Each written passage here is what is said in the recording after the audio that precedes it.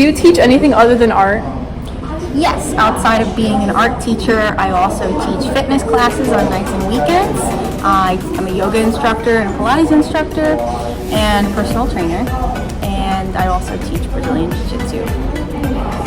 Do you teach different levels of art? If you do, then what are they? Yes, so I teach Art 1 or Visual Arts, and I have 2 sections of that in the main building. And I also teach 2 T3 classes in the T3 Computer Lab, which are graphic design and animation. I have 2 sections of graphic design and 1 section of animation. Do you teach any sports? I coach wrestling. What made you want to become a teacher and why art? Well, I've been making art since I was able to write, or even before. So I always knew I wanted to do art, and I couldn't ever see myself doing anything else. And I worked full-time as an artist for a while, but I always found myself in teaching roles, whether it was teaching fitness or yoga classes. I always found a way to be a teacher in whatever it was that I knew, so it only made sense that I teach art too. What made you start liking art? I started to like art from a very early age because I could do it anywhere with any type of material, and it didn't require anyone else. Some things that I did when I was a kid, like sports, I played basketball, but the success of your team is dependent on everybody's effort, whereas, art is sort of a solo thing. I liked that I could do it to relax. I liked that I had full control over what was happening.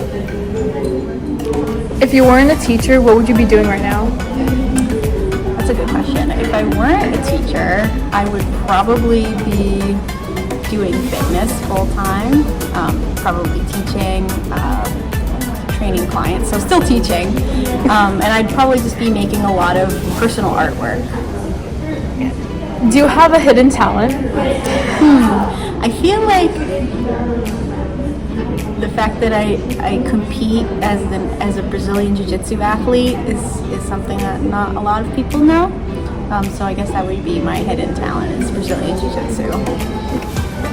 What's the best and worst thing about being a teacher? The best thing about being a teacher is that kids are really fun. They can have their problems, but they're also very goofy and fun to be around, which not every job has. Every job has its downsides, and every job can be a little annoying sometimes, but not every job is fun. How has being a teacher affected you? Being a teacher has made me much more of an organized person.